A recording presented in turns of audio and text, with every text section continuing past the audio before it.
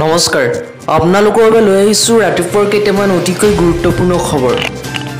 অসমত পুনৰ 259 জন লোক কৰোনাত আক্ৰান্ত ইয়াৰে 74 জন কামৰূপ মেট্ৰৰ 34 জন যোৰহাটৰ 26 জন শিৱসাগৰৰ আৰু 15 জন ডিব্ৰুগড়ৰ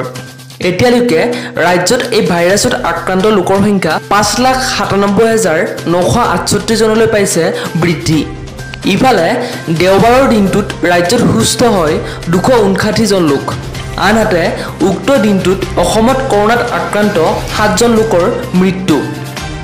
এতিয়াও ৰাজ্যত কৰোনা আক্ৰান্ত হৈ চিকিৎসাধীন হৈ আছে 3709 জন ৰোগী অসমত বৰ্তমান পজিটিভিটিৰ হাৰ 0.92% হোৱাৰ বিপৰীতে আৰোগ্যৰ হাৰ 98.19% লৈ বৃদ্ধি পাইছে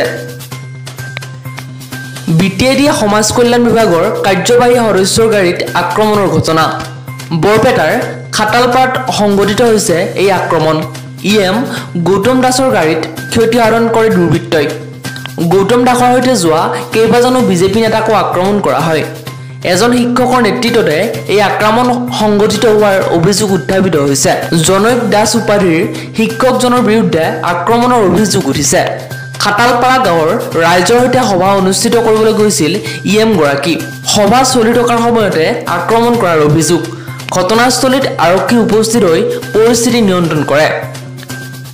ৰাজ্যৰ মুখ্য সচিব জিষ্ণু বৰুৱা দেওবাৰে নগাঁৱত উপস্থিত হৈ নগাঁও সদৰ ৰাজচক্ৰ কাৰ্যালয়ত জিলা উপায়ুক্ত কবিতা পদ্মনাভন অতিৰিক্ত উপায়ুক্ত উদয়াদিত্য গগৈ আৰু জিলাখনৰ সকলো ৰাজচক্ৰ বিষয়াসকলৰ উপস্থিতিত এক পৰ্যালোচনা সভাত মিলিত হয়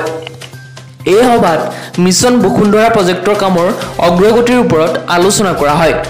মিছন বসুন্ধৰাৰ অধীনত 10টাকৈ সেৱা ৰাইজৰ বাবে উপলব্ধ হ'ব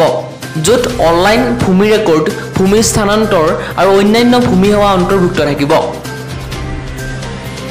একাংশ ৰাজনৈতিক নেতাৰ পৃষ্ঠপোষকতাত আৰু বন বিভাগৰ একাংশ বিষয়াৰ দুৰ্নীতিপৰায়ণ মনোভাৱৰ বাবেই বৰপেটা জিলাত অবৈধভাৱে গঢ় লৈ উঠিছে শিলবালিৰ সিন্ডিকেট বন বিভাগৰ একাংশ বিষয়াক ধনৰ বিনিময়ত মেনেজ কৰি এছাম অসাধু ব্যৱসায়ীয়ে নিয়ম বহিৰ্ভূতভাৱে একোটা মহলৰ পৰা দিনে শিলবালি কঢ়িয়াই ৰাজ্যখনৰ বিভিন্ন স্থানলৈ সৰবৰাহ কৰি আহিছে একেখন চালানতে বহুবাৰ ডাম্পাৰ ট্ৰাকেৰে এইদৰে শিলবালি কঢ়িওৱাৰ ফলত চৰকাৰে হেৰুৱাব লগা হৈছে বৃহৎ পৰিমাণৰ ৰাজহ আনহাতে অবৈধভাৱে এনেদৰে দিনে নিশাই শিলবালি কঢ়িওৱা ডাম্পাৰ ট্ৰেক্টৰ আদি নিৰ্ধাৰণ কৰিছে একোটা অঞ্চলৰ এই সন্দৰ্ভত জিলাখনৰ বিভিন্ন স্থানৰ পৰা অভিযোগ উত্থাপন হৈছে অৱশেষত কংগ্ৰেছে ঘোষণা কৰিলে পঞ্জাবৰ নতুন মুখ্যমন্ত্ৰীৰ নাম চৰণজিৎ চন্নী পঞ্জাবৰ পৰৱৰ্তী মুখ্যমন্ত্ৰী চণ্ডীগড়ত অনুষ্ঠিত বিধায়িনী দলৰ বৈঠকত চৰণজিৎ চন্নীক পঞ্জাবৰ নতুন মুখ্যমন্ত্ৰী ৰূপে নিৰ্বাচিত কৰা হয় কেপ্টেইন অমৰিন্দৰ সিঙে শনিবাৰে পদত্যাগ কৰিছিল মুখ্যমন্ত্ৰী পদৰ পৰা